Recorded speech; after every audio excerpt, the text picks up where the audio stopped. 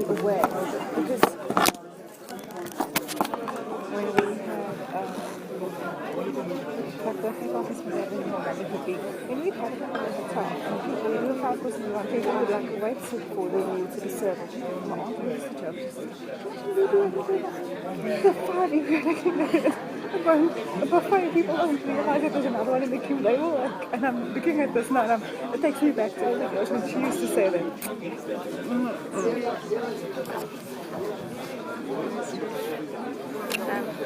My dad used to be a principal.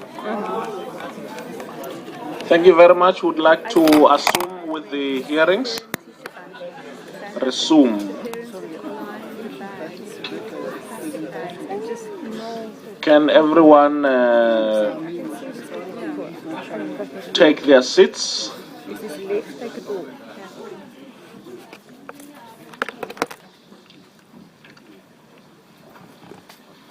Thank you very much. We are resuming with the hearings. We are going to be receiving a submission from Ms. Kim Doudswell, yes, from the Society of Industrial and Organizational Psychiatry of South Africa. The floor is yours. You have anything between 10 and 15 minutes to make your input, and then we'll allow for question and answers. Thank you very much, Honourable Chairperson, as well as the committee members. On behalf of SAOPSA, I do appreciate the opportunity. We had a slight technical glitch, so I will just be speaking, not sharing with the slides, but they have been submitted. Just to introduce myself, as you say, my name is Kim Doudswell. I'm a registered industrial psychologist, and I'm here as my capacity as the President-elect for the Society of Industrial Organizational Psychology in South Africa. Just to give you some background around the society itself, essentially the society's main aim or mission is to develop a fair, humane workplace, work environment. So how our members, as the industrial psychologists, either consulting to business or working within business, can enable people to reach their full potential, experience a high quality of work life, which has the knock-on implications of general quality of life. So the society is obviously interested in creating environments and contributing to a way that our members can make effective and efficient contributions to the workplace and to society. In terms of one of the interest groups that was the main driving force behind the submission or the compilation of the submission, the People Assessment in Industry, or PAI, it was originally established in 1998, and the previous submission made before the members of Parliament that Professor Crick referenced, made by Professor Ricky Mawa and Kasturi Nainar, was actually on behalf of the interest group, on behalf of SAOPSA. And that interest group's main purpose, it was created in order to acknowledge that the testing practices in the country in terms of the past were not ideal, but to ensure that going forward that testing of employees and people in terms of selection, development, applications in the workplace was carried out in a value-adding and ethical manner. So that's the main mission of the interest group and the society. And as Professor Crick mentioned, the current wording of Section 8, the society had input into that. We've also published a number of guidelines in terms of the use of assessments in the workplace for our members. Maybe just to give an observation of the Section 8 or reflect. So this submission is dealing specifically with the section around psychological testing. But just to reflect, and I'd like to read a quote to you that appeared in a chapter of a book dealing with matters of fairness in testing in organizations. And that is, with the promulgation of the Act in 1998, users of pre-employment testing and assessments organizations braced themselves for a deluge of court cases. It was the concern that with the requirements of Section 8, we would see a major increase in challenges, legal challenges and court cases around testing. To date, and to my knowledge, very little case law actually exists in the past 15 years where tests themselves or Section 8 of the Employment Equity Act has been specifically referenced. And one of the things we take away from that is that the section as it stands really increased awareness of employers around their employment practices and the importance and some of the criteria or standards that they should be looking to in terms of their activities.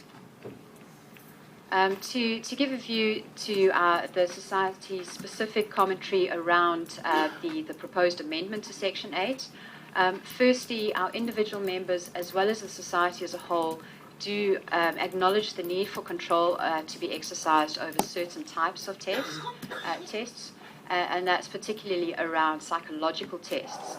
And my colleague Professor Crick has already given you some examples of the different kinds of tests and likely levels of control. We do feel that that necessary control can be achieved through the establishment of a test classification framework that covers for and allows for the differing levels or differing types of tests, and that is a matter that sits with the Health Professions Council and the Professional Board for Psychology. There were a number of points that we covered in the written submission that we have made to the committee. There are two areas that I would like to highlight here today. The first one is that Section 8 of the current Act has a broader definition of assessment than the current classification policy of the Health Professions Council. So, as we heard earlier, the current wording refers to psychological tests and other similar assessments. So that could be assessment centres, in-trays, simulations, skills tests, interviews, and the like. The current policy of classification from the Health Professions Council looks at psychological or other tests prescribed for use by other professionals. So the wording of the current section does acknowledge that unfairness or discrimination or people being impacted negatively can occur through the use of tools that are not necessarily psychological in nature, but still some shape or form of assessment. And then also we do feel that, and to the points made earlier by Professor Crick, requiring for psychological and all other similar assessments to be classified or certified by the Health Professions Council or another body is likely to result in a practical scenario that's not feasible to deliver on. The second main point that I wanted to highlight today, and is an area that I think really drives is my understanding of the spirit behind Section 8, and that is the proposed changes to the clause will not necessarily ensure that the anti-discrimination objectives of the Employment Equity Act will necessarily be satisfied. Ultimately, a test is an inanimate object, and decisions are taken by people on the basis of that information or on the basis of other information available that is pertinent to the decision they need to take. So psychological tests, but other similar assessments give you insights or give information that can be used to make decisions in the employment context, but the manner in which that information is used to inform the decision is ultimately what determines whether the decision is discriminating fairly or unfairly. Ultimately, if you think about it in selection, and this is some points that were discussed earlier, in selection decisions or promotion decisions, we are discriminating between people. We're differentiating and trying to distinguish who is going to be the most appropriate, most suitable individual to take on the responsibilities or the challenges that we're facing it. The challenge that each individual or each organization and industrial psychologist where they're involved needs to ensure is that we are doing so in a manner that is considered fair. In terms of the recommendations or the Society's recommendations for the way forward with reference to the Section 8, we would recommend that we retain the current phrasing of Section 8 as promulgated in 1998, as we do feel it's provided an effective guide to organizations and to test users regarding the legal and ethical test practices in South Africa. So we don't believe necessary or amendments are necessary to continue to do so. Failing that, we'd like to raise, and it has been raised already, to consider the practical implications and the challenges around the scope that will be involved in requiring or trying to classify all psychological and other similar assessments, which, as I've said, can include things as skills tests, interviews. I know there was a lively debate going on during the tea break around whether or what constitutes other similar assessments. But that I see as a discussion that the society and other relevant stakeholders should be taking forward with the Health Professions Council. The third option, in terms of recommendations, originally stated as if the amendments are passed in their current form, requiring that certification of instruments of psychological and other similar assessments, we clearly define what is included in that other similar assessments. Given the experiences in the last number of years, the definition of what constitutes a psychological act in itself is a challenging one, and I would like to support the view given by Professor Crick from the Association of Test Publishers that should the proposed amendment, Section D, go forward, it specifies that psychological and other similar assessments still need to require or comply with the scientific or the standards requirements that they be valid and reliable instruments that are fairly applied and free from bias, but that psychological tests used need to comply to those criteria and be certified. So to differentiate the certification requirement from psychological tests and not applying it to the other similar assessments. Honourable Chair, thank you. Thank you very, very much for that presentation. Are you together? Oh, okay. All right. Are there any questions? Okay. Honourable Williams and Honourable Masarumole. Thanks, Chairperson. I just have one question. I just have one question.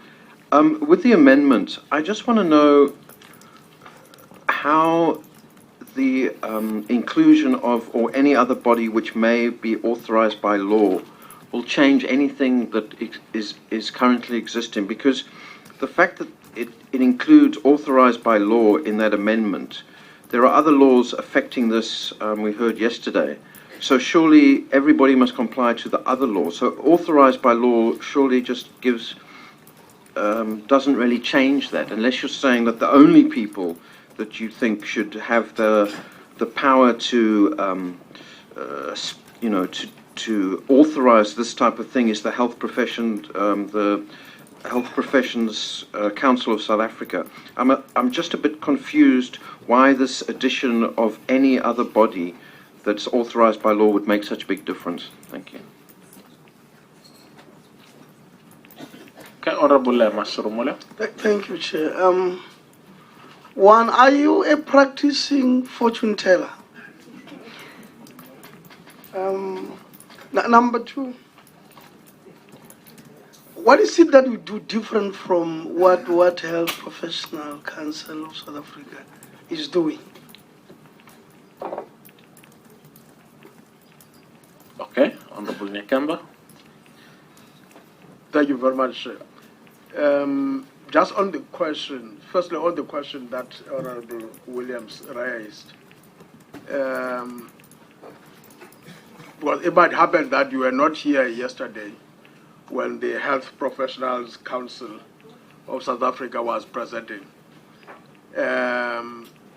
In fact, they didn't have a problem in general with the insertion of clause D, but they wanted to be changed that any other body must be appointed by them. That's what they wanted, and But I'm hearing from you and the previous presenter from ATP as if you are not comfortable with them. And I think linked to that is within your presentation, where you are referring to the capacity of the Health Professions Council of South Africa, making reference to resources and everything. Don't you think that it's not professional? Because for me, if you are making a presentation, I don't think you have to undermine my existence by saying I don't have this, I have this, and all those things. Don't you think in that way that's a foul play? Thank you, Sean. Okay. Right. Thank you, Honourable Chair and committee members. I hope I've been writing down frantically so that ensure I cover all of your questions. To the first point of whether the inclusion of of any other body by law and the request for clarity around whether the position of what we're saying is that it must only be done, that certification must only be done by the Health Professions Council. That's not the position that we're taking. It's the Health Professions Council or any other body, and perhaps if I can link it to link that point to the comments that the honourable member has made about the presentation made yesterday with the Health Professions Council wanting to have any other body appointed by them.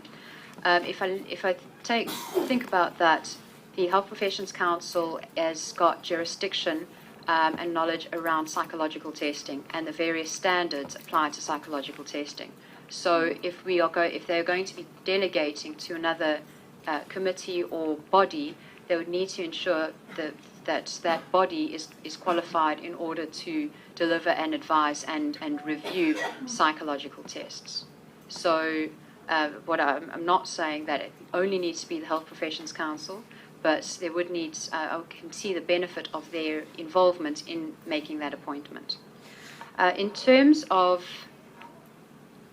let me just check, that is that point. In terms of the point of foul play, if I may, to remain with you, committee member, the concern comes from, based on experience, and it was also mentioned, the current backlog scene.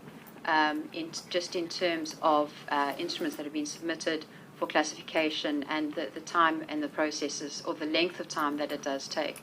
That is one concern, but the other concern is from the more business perspective or the business side, and whether the impact each organization needing to comply with or submit the particular instruments that may not be psychological to this body, the Health Professions Council, or another body that is appointed. That if you think about the number of organizations in South Africa that do believe that that's going to just result in a pile of paperwork that is not going to be sustainable of being able to get through that amount. So it's not so much questioning the capacity or capability, it's more a question of the requiring psychological and all other similar assessments to be certified is going to end up with a multitude of work. So I trust that does speak to your concerns of foul play and lack of professionalism. To the other committee members' point of practicing fortune tellers, no, I do not claim to be a practicing fortune teller, and I think I speak on behalf of my profession. What we do as industrial psychologists is take the evidence, take the science that we know around people, around behavior, around how people are likely to behave in work, and see where we've got links that prove certain requirements. If I can take it down to a very simple level, if we're looking to recruit for a particular job, and there's very unique requirements, I can possibly use the example of an air traffic controller. I think we'd all agree that we'd like to make sure that the air traffic controllers who are in control and managing the movements of the planes are the best, most suitably qualified individuals to do that job. We need to understand what they need to do, what the requirements are, and then see where we've got evidence that science that links the interventions we might look at to best address or meet or find those requirements.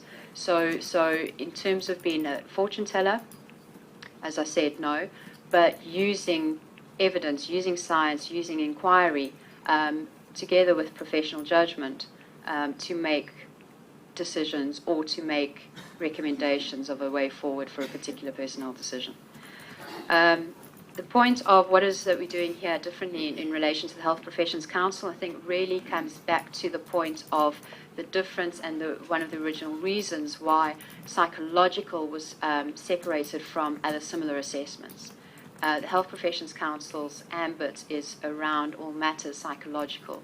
If someone is engaging in a psychological act, they are by law required to be registered with the professional body, so that all acts that are involving that psychological nature is being carried out by people who have been trained, have been given the practical experience and exposure to deliver that.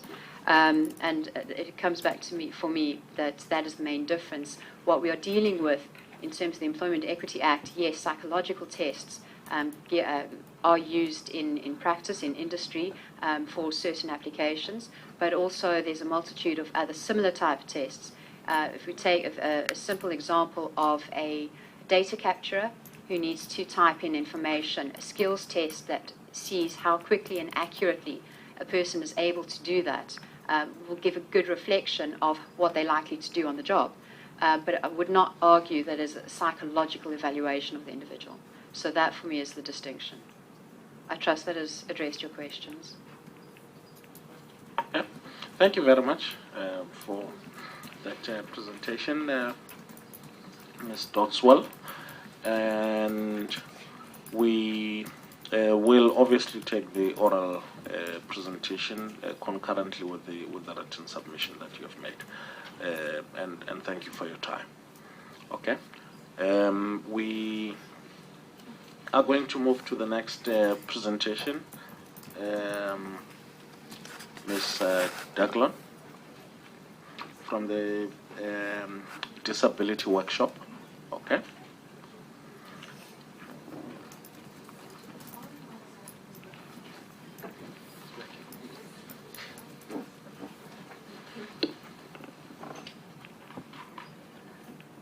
Good afternoon, Yep. ladies and So gentlemen. it's 10 to 15 minutes presentation and then some time for question and answers. Thank you. Thank you. My name is Undre Deglon. I'm the Chief Executive Officer of Disability Workshop Development Enterprise. I was asked to do this presentation by the South African Disability Alliance.